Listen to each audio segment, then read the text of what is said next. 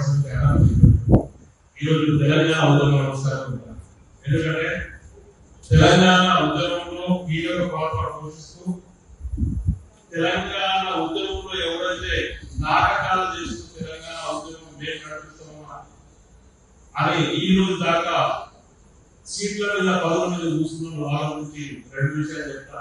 నా ఆర్థిక సోదరులు వినాలని నేను విజ్ఞప్తి చేస్తున్నా. ఎందుకంటే ఆదిలాబాద్ జిల్లాలో పాత్రికేయ సోదరులకు కెమెరామెన్లకు నాకు పోటీ ఉండే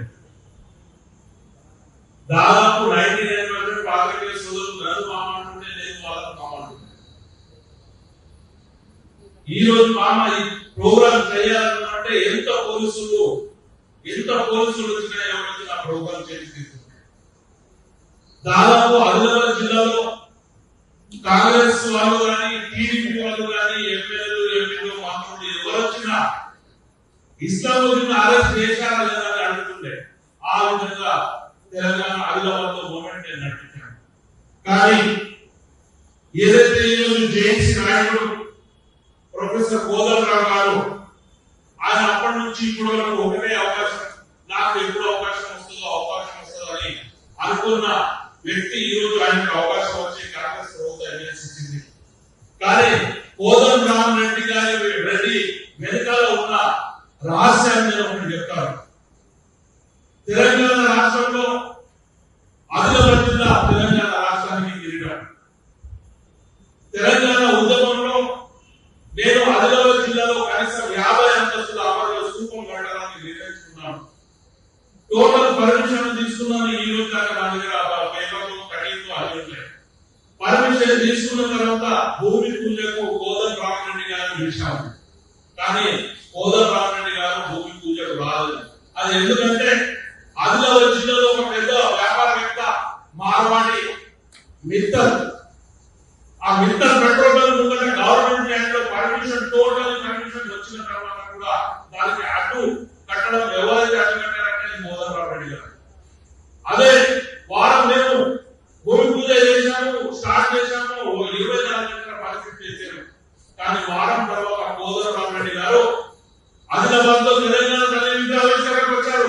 కానీ నేను అడుగుతున్నాను, తెలంగాణ తల్లి విద్యాలయాలకు వస్తే కోదండరామ్ రెడ్డి గారు ఫోటోలు చూపెట్టారు. ఇది కవిత తెలంగాణ తల్లి కాదు, ఇది భైరవి, ఇది రాక్షసి, నువ్వు ఎట్లా వస్తావు అమరుల స్థూపానికి రాక్షసుడు రావు అని తెలంగాణ తల్లి కవిత కోపంకి ఎట్లా చేస్తామని అడ్డుకుంటే ఆ రోజు కోదండరామ్ రెడ్డి గారు నా మీద క్రిమినల్ కేసులు పెట్టించారు. ఏ విధంగా అంటే అక్కడ సభలో దాదాపు 10,000 మంది దాకా ఉన్నారు. కానీ మేము నలుగురు ఉన్నాం. కానీ ఎవరు పోలీసులు తీసుకుపోయారు. పోలీసు స్టేషన్ తీసుకుపోయి మమ్మల్ని కొట్టించారు. కోదండరామ్ రెడ్డి జ్యోతిరామన్ ఇద్దరు కొట్టించిన తర్వాత నాకు స్పృహలోకి పడిపోతే హాస్పిటల్ తీసుకెళ్లారు. హాస్పిటల్ తీసుకెళ్తే అదే అక్కడ ఉన్న రడ్డీ నాటకాలని చేతులు కొట్టి ఇరగొట్టుకొని పట్టులు కట్టుకొని ఇద్దరిని హాస్పిటల్ తీసుకుపోతే మళ్ళీ వచ్చినట్టు అడుగుతాడు, నన్ను కొట్టేమో అని. కానీ దేవుడు ఉన్నాడు. ఆ రోజు నాకు 7 గంటల దాకా మమ్మల్ని కోర్టుకు తీసుకెళ్ళిపోతే నేను దాదాపు మా వాళ్ళకు మెసేజ్ ఇస్తే ఈ రోజు నైట్ ఖచ్చితంగా మాకు బాగా పట్టికి తెచ్చారు. కానీ వెళ్ళేది లేదు. ఈ రోజు కోర్టుకు తీసుకెళ్లాలంటే సాయంత్రం 8 గంటలకు జడ్జి గారు తీసుకుపోతే జడ్జి గారు అదే టైంలో అందులో లోకల్ జరుగుతుంది. ఆ లోకల్ చూసుకుంటా దాని మీద ఎలాంటి కేసులు ఉన్నాయంటే క్రిమినల్ కేసులు వీళ్ళ వదిలేస్తే వీళ్ళు నష్టపోయిన ఉగ్రవాదులు, వీళ్ళు నష్టపోయిన ఉగ్రవాదులుగా మారుతారని నలుగురు కేసు పెట్టారు.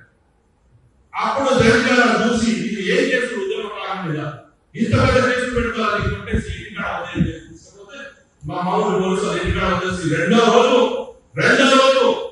కోదండరామ్ రెడ్డి గారు జోగిరామన్న ఇద్దరు కలిసి మీటింగ్ చేసి మళ్ళా రెండో రోజు పొద్దుగా సిఐ చూసుకోవడం మీరు రండి కాంప్రమైజ్ చేస్తాను మళ్ళా కోర్టు తీసుకుపోయి మేడం మా చేతులు ఎదుర్కొంటుందంటే మేడం సిఐ తిట్టడం జరుగుతుంది.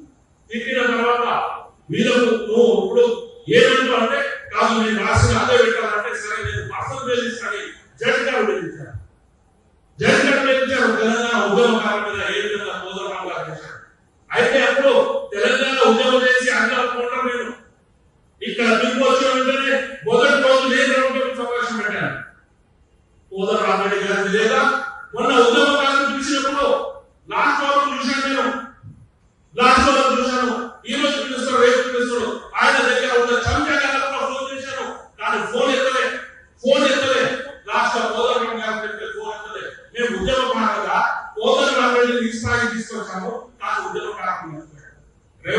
గారిని ఈరోజు విజ్ఞప్తి చేస్తున్నాం. చౌక ఎవరైతే కోరుకుంటారో వాళ్ళకి వద్దేయండి. నిజమైన ఉద్యమకారులు ప్రతి జిల్లాలో ఒక జేఏసీ ఉండే, ప్రతి జిల్లాలో రిజిస్టర్ ఉండే, ఆ రిజిస్టర్ లో ఉద్యమకారులు ఎంతమంది రోజు పాల్గొన్నారో ఆ రిజిస్టర్ తెలిసి మీరు పరిశీలించండి. ఉద్యమకారులకు 240 గంటలు ఏదైతే భూమి ఇస్తారు కదా, ఆ భూమి ఇవ్వండి. వయసు ఉన్న ఉద్యోగం ఇవ్వండి. వయసు ఉన్న ఉద్యోగం ఇవ్వండి. ఎందుకంటే తెలంగాణ ఉద్యమంలో కీలక పాత్ర పోషిస్తున్నారు. మా ఒక కెమెరామెన్ శివ అని ఉంటుండే హైదరాబాద్, ఈనాడు కెమెరామెన్ యువజన దినోత్సవం రోజు మామూలు 5 గంటల కార్యక్రమంలో నువ్వు ఫోటో తీస్తా అంటే చీకటి ఎక్కడ ఉంటుందో తెలియదు. ఆ టైంలో ఫోటో వస్తుంది.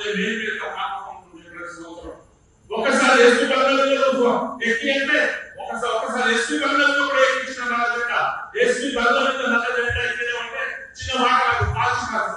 కానీ నేను ఎన్నో ప్రోగ్రాంలు చేశాం. కానీ తెలంగాణ ఉద్యమకారులకు ఉన్న హోదాలు ఏదైతే ఇచ్చాడో అది జీవితంలో మర్చిపో.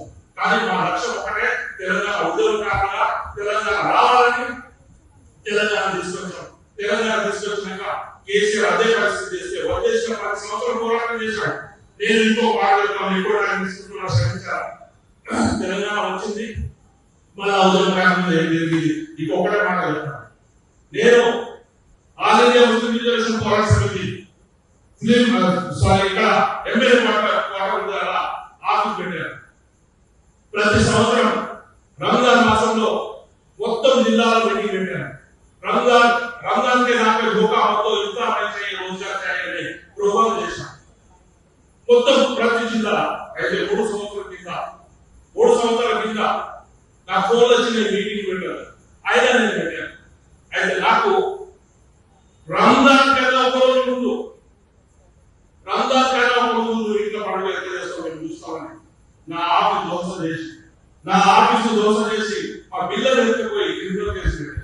అది ఏంటంటే నేను లీజు తీసుకుని ఇంకొకరి దగ్గర కానీ వేరే తీసుకొచ్చి కబ్జా చేసిన నిర్వహణ కేసు పెడితే నేను కోర్టులో ఆ సిఐ ఎవరైతే ఉన్నాడు కదా, నేను అందరూ తెలుసు ఆ సిఐ మీద రేప్ కేసు, రీడర్ కేసు, చాలా కేసులు.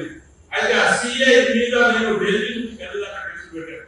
ఆ సిఐ సస్పెండ్ చేసిన కానీ ఇప్పుడు దాకా ఆఫీసు అట్లాగే ఉంది. కానీ లోపల మొదలు బయటికి కాదు. ఆ దాదాపు నేను రథయాత్ర చేయడానికి కన్నా పైసలు ఉన్న సిఐ పైసలు ఎత్తుకుపోయాడు, నా సిస్టమ్ ఎత్తుకుపోయాడు. కానీ ఎవరు నాకు సపోర్ట్ చేయలేదు. ఎన్నో వీడియోలు వచ్చింది కానీ ఎవరు సపోర్ట్ చేయలేదు. కానీ ఒకటే ప్రాక్టీస్ అంటే తెలంగాణ ఉద్యమకారులు బయటకు వచ్చి మాట్లాడితే ఈజీగా కేసు చేస్తారు. సార్ రిక్వెస్ట్ చేసిన ఒకటి, తెలంగాణ ఉద్యమకారుల మీద తెలంగాణ ఉద్యమం చేసిన కేసులు మేము భయపడాం. ఆ కేసులు ఎన్ని ఉన్నా